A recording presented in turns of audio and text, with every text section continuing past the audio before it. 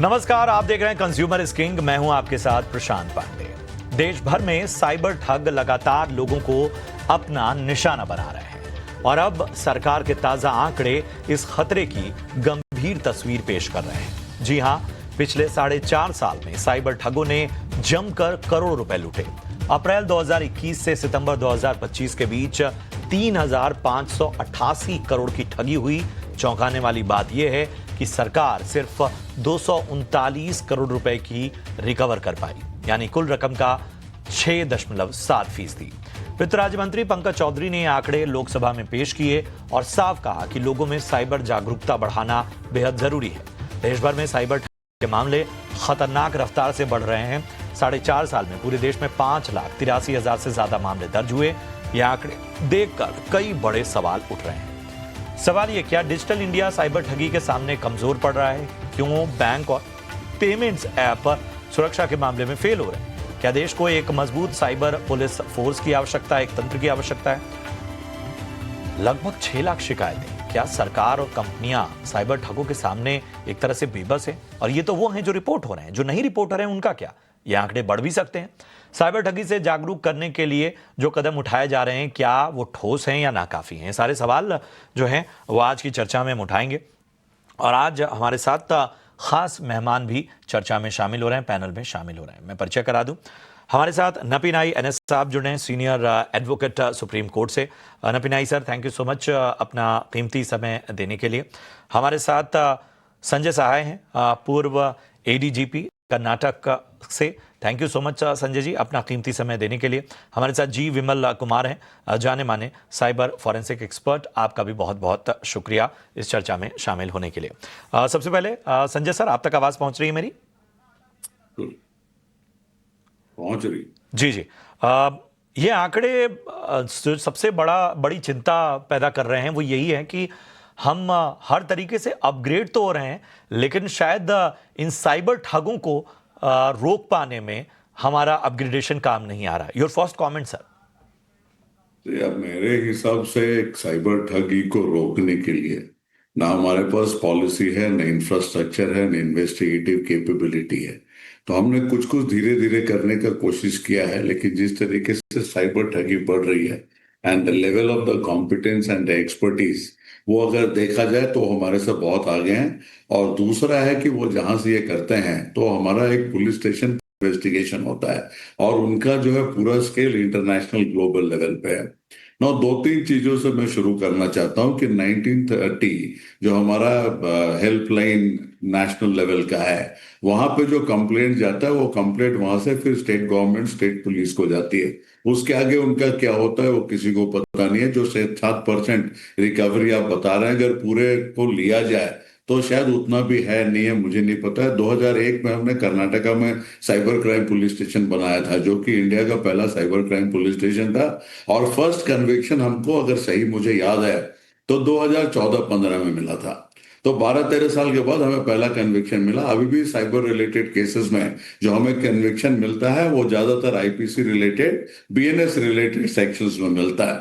दो चीजें जो बहुत ही महत्वपूर्ण है वो है कि आज 24 लाख म्यूल अकाउंट्स हैं।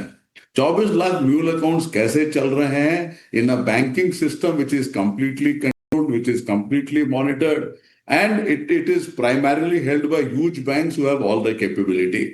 तो ये म्यूल अकाउंट्स बनना एक अपने आप में ही अजूबा है, वो भी 24 लाख, एक दो नहीं। और उसके बाद जो है, जो म्यूल अकाउंट्स हैं वो जैसे ऑपरेट कर रहा है, ऐसा लगता है कि उनके ऊपर कोई बैंकिंग प्रणाली है ही नहीं।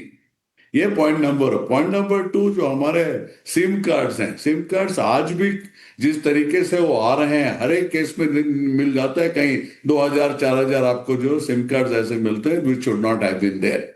तो जो बाकी कुछ हो रहा है उसके अलावा हमारा complete lack of control on the banking industry and the telecom industry is what I will start with.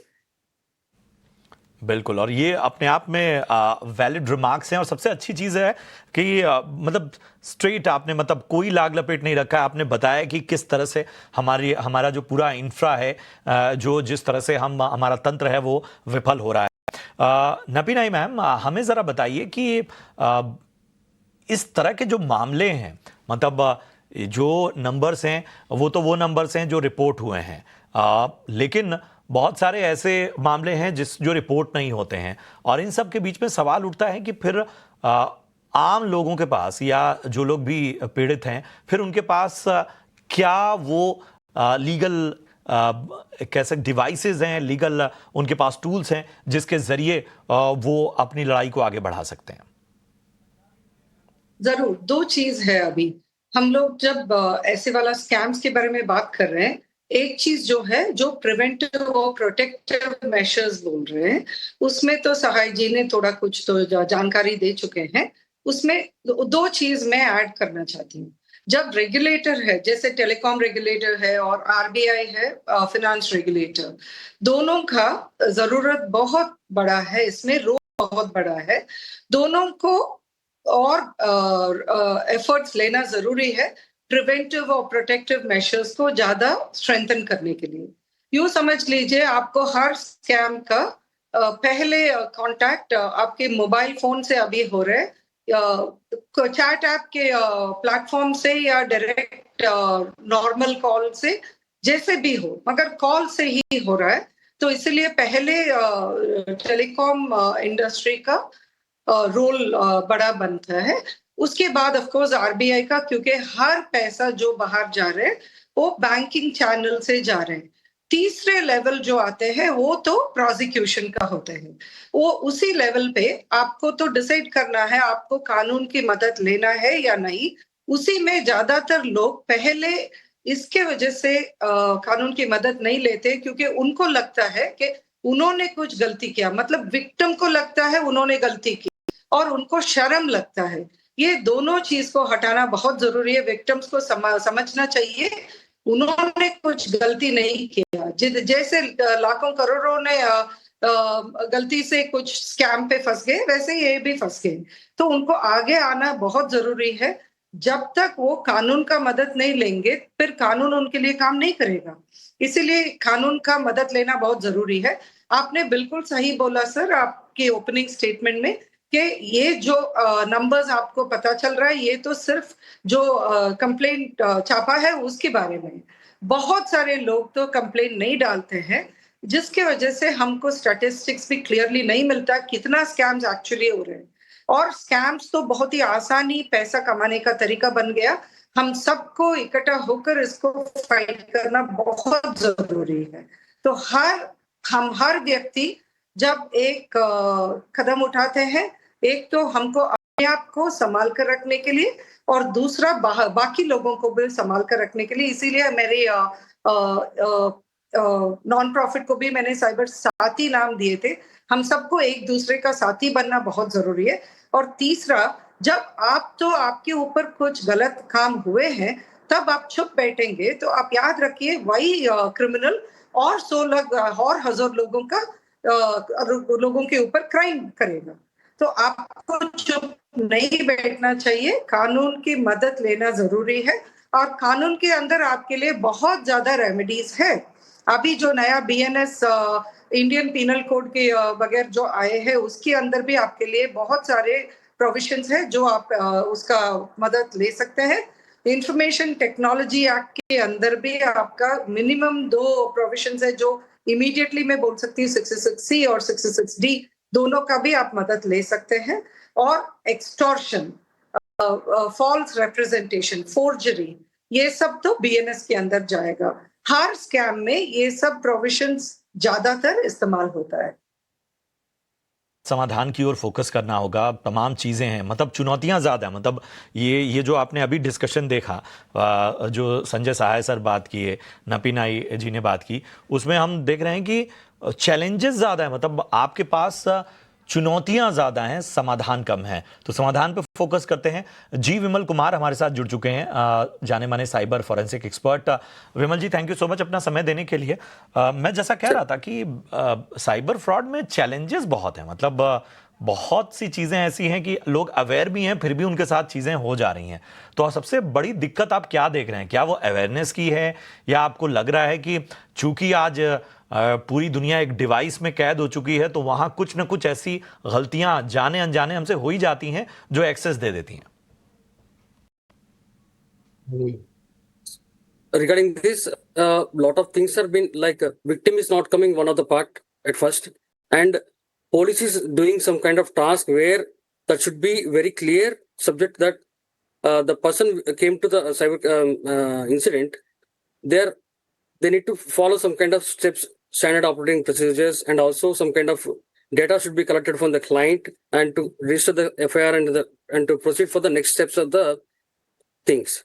And also they should be very cyber forensics also, they have to be very clean in action, because the police is doing such kind of thing like they are just sending the information to the concerned honorable banks.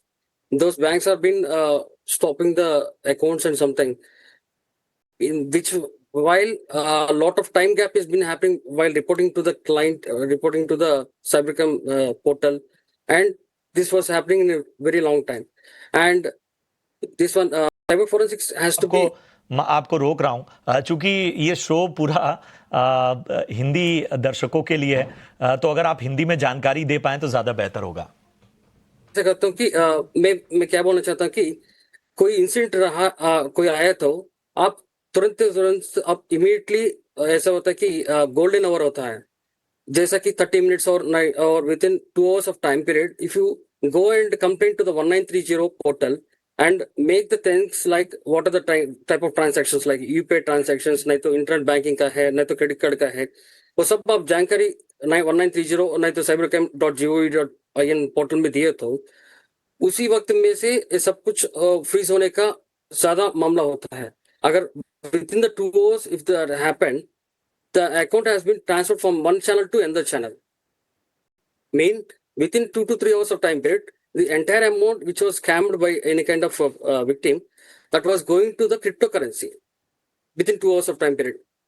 So fast reporting is one of the tasks, and also the police department, the कैसे कि कानून का भी बहुत सारे time होता है, बहुत सारा केसेस होता है, उनको भी साइबर फोरेंसिक्स में कुछ होता है, इमीडिएटली होना चाहिए, क्योंकि जब भी कोई 1930 में पोर्टल में रिपोर्ट करता है, उसके परमिशंस लेके उसका मोबाइल को भी स्कैन करना पड़ेगा और उसका इंफॉर्मेशन लेना पड़ेगा, कौन सा इंसिडेंट किया है, इस इंसिडेंट से इसका क्यों ऐसा हुआ है, और उसका कंप्लीट लॉग फाइल लेने के बाद ही वो रिपोर्ट लिया तो अच्छी बात है, because some kind of fake and false cases have been reporting earlier 2 days before in this days. By this कानून का गलत इस्तेमाल भी हो रहा है, इसके वजह से lot of things are not been happening very fastly as per we are able to see the things, and जो कभी विक्टिम होता है उसको भी फास्टली इंफॉर्मेशन देना पड़ेगा इन फॉर्म ऑफ, बिल्कुल सही कहा आपने। और शायद इन सारे पहलुओं को एक तरह से न कि केवल अवेयरनेस के लेवल पे बल्कि आपको कहीं ना कहीं एक प्रैक्टिस लेवल पे भी सामने लाना होगा, और शायद जहां पर आपको राज्यवार हो, चाहे वो इलाके विशेष की बात हो जाए, आपको हर फ्रॉड के नेचर को समझते हुए उस हिसाब से लोगों के बीच कहीं ना कहीं जागरूकता फैलानी होगी। विमल ji, thank you so much अपना कीमती समय देने के लिए और अपनी राय रखने के लिए। आई नो आपकी कुछ कमिटमेंट है, लेकिन फिर भी आपने इतने शॉर्ट नोटिस पे अपना समय दिया, उसका बहुत बहुत धन्यवाद। संजय सर, मैं आपके पास आना चाहूँगा, और जो नपीनाई मैम कह रही थी कि 2 चीज़ें हैं। एक तो सबसे बड़ी समस्या ये है कि जब फ्रॉड हो जाता है तो बड़ा थकाऊ प्रोसेस है, मतलब और तमाम चीज़ें लोगों को पता भी नहीं होती हैं। एक लेमैन को कई बार ऐसा होता है कि अरे भाई, अगर बैंक फ्रॉड हुआ है तो चलें बैंक में शिकायत कर दें, अगर कहीं और तरह का फ्रॉड हुआ है तो संबंधित जो संस्थान है, इंस्टीट्यूट है, वहाँ तक पहुँचें, लेकिन उसके बावजूद जो है वो रिकवरी नहीं हो पाती है। आपको क्या लगता है, रिकमेंडेशंस क्या हैं आपकी जो कहीं ना कहीं नीड ऑफ द आवर हैं, जो आपको इस वक्त नज़र आती हैं? देखिए, थकान तो प्रोसेस में ही है। थकान प्रोसेस में इसलिए है कि लोगों में थकान है और सिस्टम में थकान है। इनडिफरेंट है पूरा सिस्टम, अनरिस्पॉन्सिव है सिस्टम। तो हम वहां से शुरू करते हैं, क्या क्या स्टेप्स लेना है। आपने 1930 बनाया, 1930 के बैक में there is no integration by which there is a instantaneous, वो ब्लॉक नहीं होता। मैं आपको एक चीज बताऊं, ये जो पूरा फ्रॉड का सिस्टम है, वो रियल टाइम और डायनेमिक होता है। रियल टाइम और डायनेमिक का मतलब है कि आपको कॉल आया, कॉल के बाद कोई लिंक आया, कोई डिजिटल अरेस्ट हुआ, वो चलता चला जाता है in a very very mechanical manner, जैसे नॉर्मल चीजें चलती उस तरीके से। फ्रॉड होता है, फ्रॉड का आप रिपोर्ट करने जाते हैं तो वहां तो दुनिया पूरी आपकी रुक जाती है। तो the response mechanism that is not real time, that is not dynamic, that is not instantaneous. उसका मतलब क्या है कि जैसे हम रिपोर्ट करते हैं, बैकएंड में जो जो काम होना चाहिए डिजिटल वर्ल्ड में वो ऑटोमेटिक होना चाहिए। उसको यहां से वहां खबर भेजने का किसी के पास टाइम नहीं है, और उस तरीके से अगर आप जाएंगे तो वो नहीं हो सकता है। कोर बैंकिंग सॉफ्टवेयर आप ले लीजिए। कोर बैंकिंग सॉफ्टवेयर में एक अगर बिजनेस लॉजिक ये लगा दिया जाए कि इतने के ऊपर का कोई भी अमाउंट ट्रांजैक्शन एक अकाउंट में आने के बाद वो दूसरे अकाउंट में 1 घंटे नहीं जा सकता, 2 घंटे नहीं जा सकता। आप पैटर्न स्टडी कीजिए, आप एक कोई भी एआई टूल से पैटर्न स्टडी कीजिए, इतने कुछ जो अभी तक केसेस हुआ आपको क्लियर कर पैटर्न मिल जाएगा। वो पैटर्न को बीट करने के लिए फिर आएंगे, लेकिन वो पैटर्न तो आपको पता होगा वहां से शुरू करने के लिए। तो कोर बैंकिंग सॉफ्टवेयर के साथ ही एक मेजर प्रॉब्लम है, ऑन बोर्डिंग के साथ प्रॉब्लम है। आज भी जो डिजिटल ऑनबोर्डिंग होता है, जो बैंक अकाउंट्स बनते हैं, उसमें कहीं कोई फिजिकल वेरिफिकेशन, पुलिस वेरिफिकेशन, कहीं कोई कॉन्सेप्ट नहीं है। तो पहला ऑनबोर्डिंग केवाईसी करीब करीब बेकारी हो गया है। तो डिजिटल ऑनबोर्डिंग के साथ पुलिस वेरिफिकेशन ये एक्सट्रीमली मस्ट है। जो 24 लाख ये म्यूल अकाउंट्स बोल रहे हैं, वो तो अनाउंस करके हमें बता दें कि ये म्यूल अकाउंट्स हैं। तीसरा, एक हर चीज में एक सर्विस लेवल एग्रीमेंट होता है, कोई भी बिजनेस करे, अब मोर सो इन द आईटी एरिया, तो बिना सर्विस लेवल एग्रीमेंट का आपको काम करने नहीं दिया जा सकता है। अगर सर्विस लेवल एग्रीमेंट बैंक्स के साथ ये रहे कि 30 मिनट के अंदर ये कार्रवाई होनी चाहिए in a case of a digital fraud, automatically liability उन पे आता है। ये जो क्रिमिनल लायबिलिटी आज के तारीख में जो एक्चुअली डिस्गाइज्ड क्रिमिनल्स हैं who are allowing this whole thing to happen, वो हर एक समय एस्केप करते हैं, उनसे समाधान पूछा जाता है। Actually they are the problem, वो समाधान नहीं दे सकते। प्रॉब्लम वही है तो वो समाधान कहां से देंगे? गोल्डन आवर की हम इतनी बातें करते हैं, गोल्डन आवर के बीच में वो आदमी बैंक और टेलीकॉम और पुलिस के बीच में घूमता रह जाता है। उससे भी इंटरेस्टिंग चीज क्या है, मैं बैंक्स वगैरह के बारे में नहीं ज्यादा नहीं जाना चाहूंगा, लेकिन कनाइवेंस या कम से कम इंडिफरेंस क्लियर है। जहां तक पुलिस की बात है, ये जो पूरा जो सर्कुलर रूट है 1930 से यहां से वहां से जाके आप जाएंगे, तो जब तक हमारे पास सीआईडी में और स्टेट पुलिस स्टेशन में पहुंचते हैं उस समय तो सब कुछ निकल गया होता है। बैक एंड कोलैबोरेशन सबसे इंपॉर्टेंट चीज is back and intelligence sharing and back and collaboration. आप मेरे को बता दीजिए बैंक्स में, इन्वेस्टिगेटिव एजेंसीज में, इंटेलिजेंस एजेंसीज में कितना कुछ कोलैबोरेशन है। तो एक डायनेमिक रियल टाइम फ्रॉड का एक वेल ऑर्गेनाइज जो गैंग है, यहां से लेके कंबोडिया से लेके जो पूरा, उसके लिए हमें भी उस लेवल का इंफ्रास्ट्रक्चर चाहिए, उस तरीके के लोग चाहिए, उस तरीके का कैपेबिलिटी चाहिए। अभी तो हमारे पास एटीट्यूड ही नहीं है।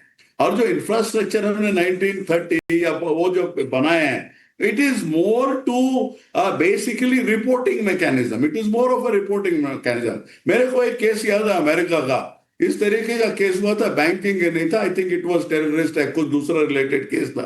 उनका जो है 23 सेक्टर्स का इंटीग्रेशन ऑफ डेटाबेसेस है होमलैंड सिक्योरिटी में। वो केवल इंटीग्रेशन ऑफ डेटाबेसेस से वो आदमी जो एस्केप कर रहा था, वो प्लेन में था, प्लेन को रोक के उसको उतारा गया। अनकनेक्टेड गोवा का जो अक्यूज्ड है वो इंसिडेंट के 5 घंटे के बाद निकल गया। ये अक्यूज तो इंडिया में ही नहीं है, and you have no control over South East Asia. ये बहुत बड़ा मुद्दा है। 30%, 40%, 60% की रफ्तार से ये बढ़ रहा है। ये हमें इस तरीके से निकल जाएगा, हमें पता नहीं चलेगा। It will be a bigger epidemic than Covid itself. और जब तक हम एक अलग तरीके से इसको कंट्रोल करने की कोशिश नहीं करेंगे, द रूल्स आर नोन, बाकी कंट्रीज ने किया है, कहीं थोड़ी सक्सेस मिली है, कहीं ज्यादा मिली है, लेकिन जब तक हम नहीं शुरू करेंगे तब तक करना मुश्किल है। आपका 1930 सवाल के साथ आऊंगा और शायद हमें एग्जाम्पल सेट करने होंगे, एग्जाम्पल देने होंगे।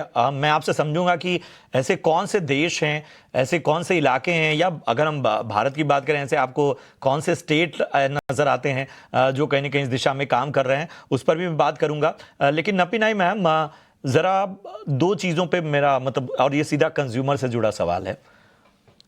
लोग के मन में एक सवाल आता है कि अगर उनके बैंक के नाम पे कोई फ्रॉड का मैसेज आ गया, ठीक है, उन्होंने लिंक क्लिक किया और उनके पैसे गायब हो गए।